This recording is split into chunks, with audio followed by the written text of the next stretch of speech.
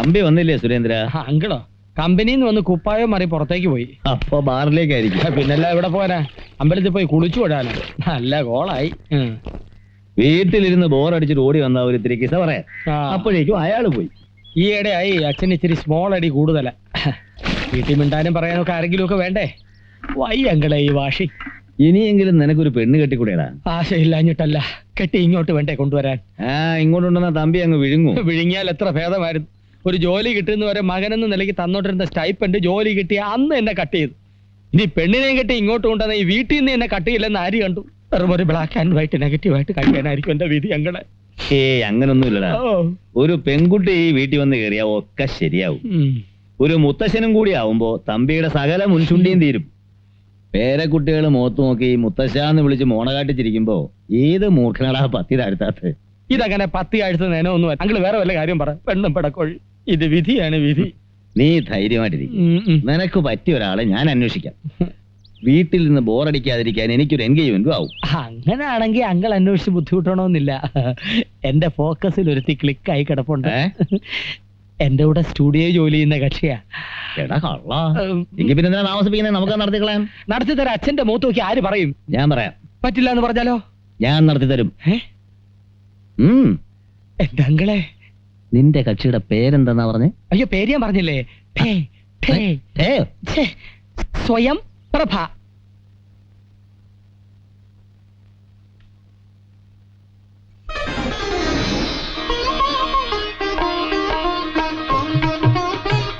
ഇനി സാക്ഷികൾ ഒപ്പിട.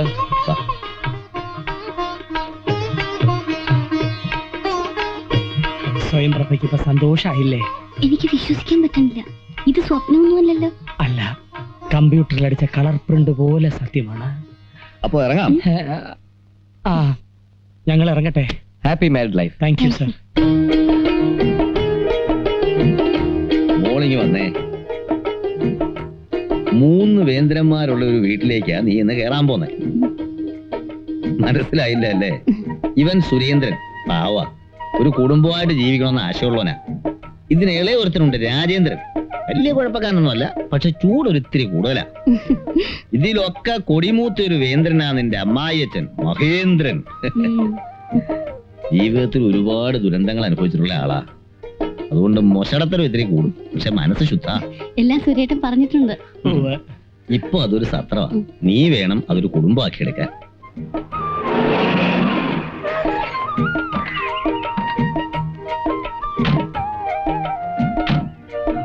ഞങ്ങൾ ഇപ്പൊ അകത്തോട്ട് കയറുന്നില്ല. മോളെ, പറഞ്ഞതൊക്കെ ഓർമ്മയുണ്ടല്ലോ? ഓർമ്മയുണ്ട്. രണ്ടാളും കൂടി ഒരു ദിവസം വീട്ടിലേക്ക് വരണം. ക്ഷണിച്ചാലും ഇല്ലെങ്കിലും ഞങ്ങൾ വരും. സദ്യ ഒന്നും തന്നില്ലെങ്കിലും മാമ്പഴ പുളിശ്ശേരികൾ ഉണ്ടാക്കി വെച്ചേക്കണേ. കൊതിയൻ. അപ്പൊ ഞങ്ങൾ പോട്ടെ.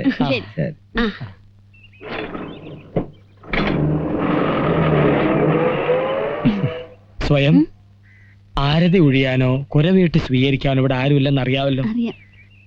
അതാണ് ജുറാസിക് പാർക്കിന്റെ പ്രധാന പ്രവേശന കവാടം. ഇവിടെ മുതൽ അങ്ങോട്ട് അപകട മേഖലയാണ്. ഏത് സമയത്തും ജുറാസിക് ചാടി വീഴാം. അതുകൊണ്ട് ബുദ്ധി ഒരു ശക്തിയാക്കുക, നാവ് നല്ല കത്തിയാക്കുക. പോകാമോ? പോകാം. വാ.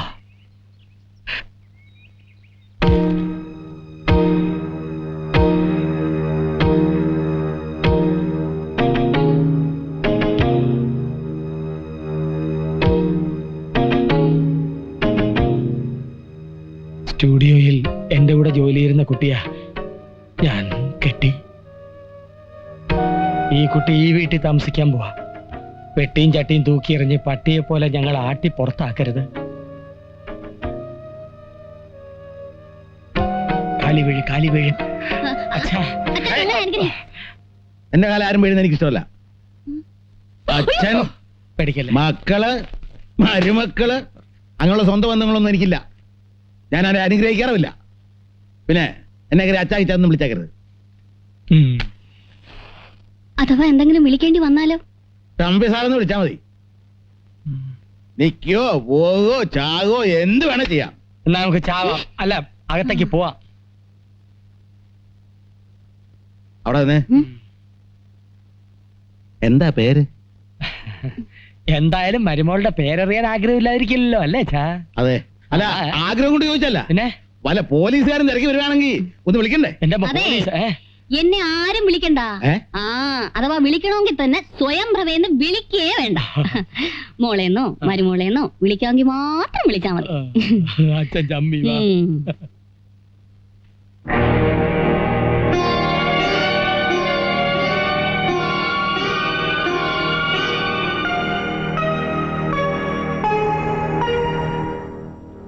കാപ്പി. ഞാൻ ആവശ്യപ്പെട്ടില്ലല്ലോ. ഞാൻ ഈ കുടുംബത്തിലേക്ക് വന്നിട്ട് ആദ്യമായിട്ട് ഉണ്ടാക്കിയതാ. ആവശ്യപ്പെട്ടാലും ഇല്ലെങ്കിലും തരേണ്ടത് എന്റെ കടമ. കുടിക്കുന്നതും കുടിക്കാതിരിക്കുന്നതും അവരവരുടെ മര്യാദ. ഉം ഹും. ഉം.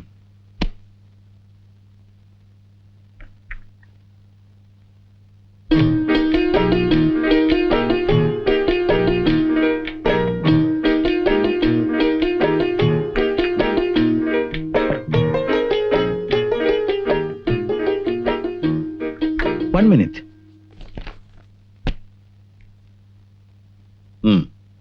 എന്തിനാ ഇത്? ഒരു കാപ്പിക്ക് സാധാരണ 2 രൂപയാ കൊടുക്കാറ്. അത് കൊടുക്കണമെന്ന് എനിക്ക് നിർബന്ധമാണ്. വാങ്ങേണ്ടത് നിങ്ങളുടെ കടമയും. ഇതാ. അയ്യോ സാർ, ദയവേദി വീടൊരു ഹോട്ടലാക്കരുത്. ആരോരും ഇല്ലാത്തൊരു അനാഥയാണ് ഞാൻ. കുടുംബത്തിൽ ജീവിക്കാൻ കൊതിച്ചു വന്നതാ. സെന്റിമെന്റ്സ് വേണ്ട. ഒരുപാട് സെന്റിമെന്റ്സ് കണ്ടവനാ ഞാൻ. അച്ഛൻ, അമ്മ, ഭാര്യ, മക്കള് എല്ലാം വെറും അഭിനയമല്ലേ. അപ്പപ്പ കണക്ക് തീർത്തില്ലെങ്കിലേ അവകാശം പറയും. എനിക്ക് ആരുടെ ഔദാര്യം വേണ്ട. പണം മേടിക്കാവുന്നുണ്ടെങ്കിൽ മാത്രം മേലെ കാപ്പി ചായ കൊണ്ടുവന്നാൽ മതി.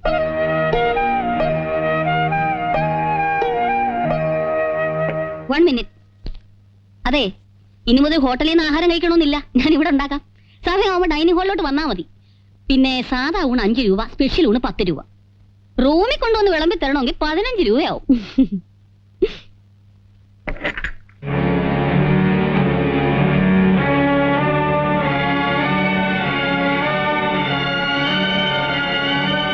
അങ്ങനെ കഷ്ടപ്പെട്ട് കാട്ടുവള്ളി പറിച്ചെടുത്ത് വലിയൊരു വീടുണ്ടാക്കി. അല്ലെന്ന് പിന്നെ കൊരങ്ങച്ചൻ. എന്നിട്ട് എന്നിട്ട് മതി, വാ വാ വാ. ഞാൻ മുത്തശ്ശന്റെയും മുത്തശ്ശേരിയും കൂടെ കടന്നോളാം. ആ കുശാലായി. എന്നിട്ട് വേണം മുത്തശ്ശന്റെയും മുത്തശ്ശേരിയും പള്ളക്കിട്ട് ചവിട്ടാൻ. ഞാൻ ചവിട്ടില്ല. ചവിട്ടില്ല. ഓ, അവൻ ഇവിടെ കിടന്നോട്ടെ ശ്യാമളെ. വേണ്ടമ്മേ, ഉറക്കില്ല രണ്ടാളെയും. ഞാൻ ഉറക്കും. അല്ലേ മുത്തശ്ശ? പിന്നെ ഉണ്ണി പറഞ്ഞാൽ അനുസരിക്കണം. മോൻചെല്ല്, നല്ല കുട്ടിയല്ലേ. ശരി. ഗുഡ് നൈറ്റ് മുത്തശ്ശ. Good night. പതുക്കെ. ഗുഡ് നൈറ്റ് മുത്തശ്ശി. Good night. അപ്പൊ ബാക്കി കഥ നാളെ കേട്ടോ മുത്തശ്ശ. ഓ, ഉത്തരവേ.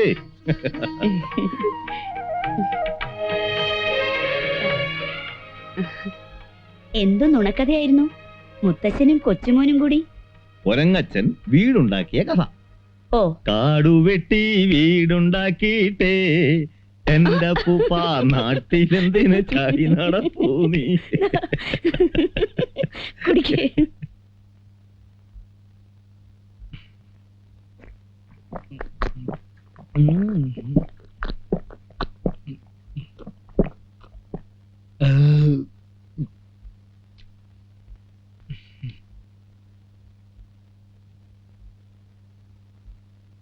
അയ്യോ, മുഴുവനും കുടിച്ചല്ലേ? സന്തോഷായില്ലേ? പിന്നെ സന്തോഷം കൊണ്ട് എന്റെ കണ്ണങ്ങ് നിറഞ്ഞു പോയി. എന്നാ ഈ ഗ്ലാസ് മുടങ്ങ് തിന്നു. അയ്യോ വേണ്ട, വായ മുറിയും. അയ്യോടാ, ഒരു തുള്ളി പോലും ബാക്കി വെക്കാതെ മുഴുവനും ഒന്ന് കുടിച്ചു. പകുതി എനിക്കാണെന്നൊന്നും അറിഞ്ഞൂടെ? അയ്യോ, ഞാൻ മറന്നു കേട്ടോ. ഇതുവരെ ഒന്നും പങ്കിട്ട് ശീലമില്ലാത്തോണ്ടാ. സോറി. ഇന്നത്തേക്ക് ക്ഷമിച്ചിരിക്കുന്നു. നാളെ മുതൽ മറന്ന എന്റെ കയ്യിൽ നിന്ന് വാങ്ങിക്കും. പേടിച്ചോ? ഇല്ല, പേടിക്കുമായിരുന്നു. എന്തിനാ ഇങ്ങനെ വേറൊരാള് കുടിച്ച എന്റെ പാതി കുടിക്കണേ? വേറൊരു ഗ്ലാസ് എടുത്ത് അതിൽ കുറച്ച് പാലൊഴിച്ച് സ്വയം കുടിക്കാലോ. മേനോ, നിങ്ങൾ പറഞ്ഞു കേട്ടില്ലേ? ഇന്നു മുതൽ നമ്മൾ രണ്ടല്ല, ഒന്നാ. സുരേന്ദ്രൻ പാതി, ഈ സ്വയംപ്രഭ പാതി. താൻ പാതി, ദൈവം പാതി. അങ്ങനെ തന്നെ. സുഖമായാലും ദുഃഖമായാലും പങ്കുവെക്കാൻ ഇന്നു മുതൽ സുരേട്ടൻ ഒരാളും കൂടിയുണ്ട്. ഈ സ്വയംപ്രഭ സുരേന്ദ്രൻ. എന്റെ സ്വയം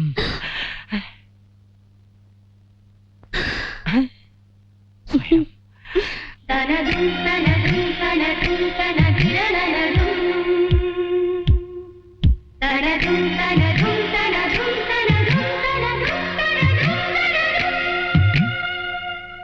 അയ്യോ ഇതാര്? അയ്യോ എന്താ ഇത്? നിങ്ങളൊക്കെ ആരാണെന്ന് പറയൂ. ഇവിടെയുള്ളവരാണോ? അല്ല, വല്ല സോപ്പ് പൊടിയുടെയും പരസ്യക്കാരായിരിക്കും. അല്ല, ഞങ്ങൾ പ്രേമത്തിന്റെ ദേവന്മാരും ദേവതകളുമാണ്. ഓഹോ, ആരുടെ മനസ്സിൽ പ്രേമം പൂവിട്ടാലും ഉടനെ ഞങ്ങൾ അവിടെ എത്തും. ആഹാ. അന്തരീക്ഷം അവരുടെ മനസ്സിനെ മോഹങ്ങളെ പോലെയാക്കും. അവരെ കൊണ്ട് പാട്ടുപാടിക്കും, നൃത്തം ചെയ്യിക്കും. ഇത് ഞങ്ങളുടെ സ്ഥിരം പരിപാടിയാണ്. ഓ, ഈ സിനിമയിലൊക്കെ കാണുന്ന പോലെ. അതെ. Okay, then smile and start.